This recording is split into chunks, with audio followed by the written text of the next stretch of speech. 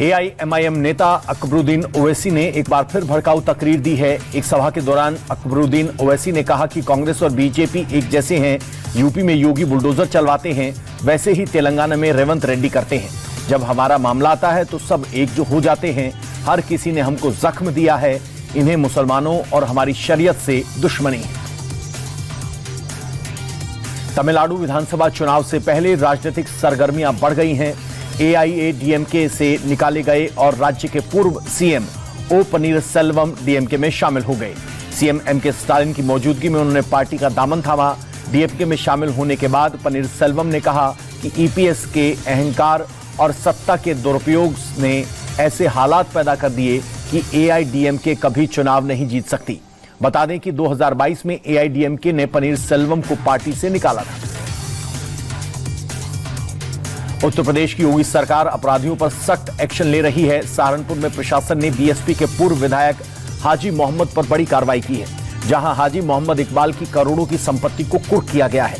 सहारनपुर में प्रशासन ने 276 करोड़ की संपत्तियां कुर्क की हैं। हाजी मोहम्मद पर पहले से दर्ज मामलों में यह कार्रवाई की गई। कानपुर में एक साधारण सी लूट की घटना बड़े आर्थिक अपराध में तब्दील हो गई। पीड़ित के बयान बदलने से मामले का एंगल चेंज हो गया। पुलिस ने मुठभेड़ के बाद 6 आरोपियों को पकड़ा, जिनके पास बड़ी मात्रा में नकदी और सामान बरामद हुआ। आरोपियों से डेटा खंगाला गया तो बड़े अमाउंट के लेन देन की जानकारी मिली। अब इस मामले में पुलिस हवाला के एंगल से जांच कर रही है। यूपी में त्योहारों को देखते हुए खाद्य विभाग लगातार एक्शन में है। लखनऊ में फूड सेफ्टी डिपार्टमेंट ने बड़ी कार्रवाई करते हुए भारी मात्रा में एक्सपायरी और मिलावटी मिठाई जब्त की है। फैजुल्लागंज इलाके में 1 क्विंटल से ज्यादा सोनपापड़ी और राजभोग मौके पर ही नष्ट कराया गया।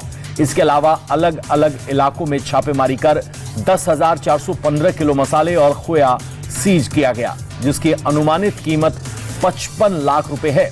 साथ ही खाद्य विभाग ने 15 सैंपल जांच के लिए भेजे।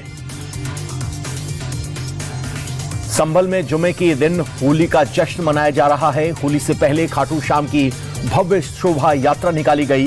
रंग एकादशी के जुलूस में कलाकारों ने अपने अंदाज में त्योहार मनाया। गुलाल की बौछार और खुशियों के रंग में कैबिनेट मंत्री भी झूमते नजर आए। सुरक्षा के लिहाज से रूट पर पड़ने वाली मस्जिदों को तिरपाल से कवर किया गया है। होली को लेकर वृंदावन से लेकर बरसाना नंदगांव में गोकुल तक लाखों श्रद्धालु पहुंच रहे हैं। बांके बिहारी मंदिर में पुजारियों ने भक्तों पर प्रसादी गुलाल डालकर ब्रज की होली की शुरुआत की। पूरा परिसर रंग और गुलाल से सराबोर हो गया। आज ब्रज में होली रे रसिया गाने पर भक्त झूमते हुए नजर आए। वहीं अयोध्या में भी नागा साधु और दूसरे संतों ने रंग भरी एकादशी के मौके पर होली खेली। नेपाल में अगले महीने आम चुनाव होने जा रहे हैं। 5 मार्च को देश के वोटर नई सरकार के लिए मतदान करेंगे। पीएम पद के लिए मुख्य दावेदारों में बालेंद्र शाह, केपी शर्मा ओली, गगन थापा और पुष्प कमल दहल शामिल है।